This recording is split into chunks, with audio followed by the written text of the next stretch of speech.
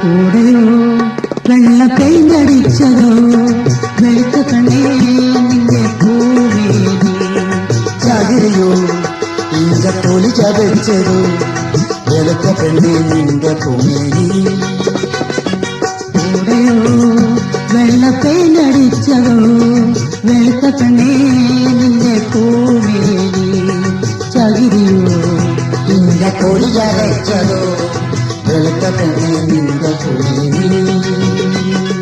അവൾ ആ കൂട്ടുകാരെ നോക്കി കുറച്ച് ചിരിച്ച് വാലാട്ടി അവളുടെ വീട്ടിലേക്ക് സഹദേവി.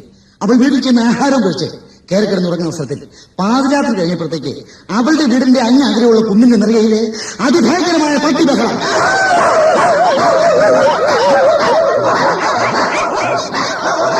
അവൾ ആ ശബ്ദപ്രസരത്തേക്ക് ചാടിയിരുന്നു.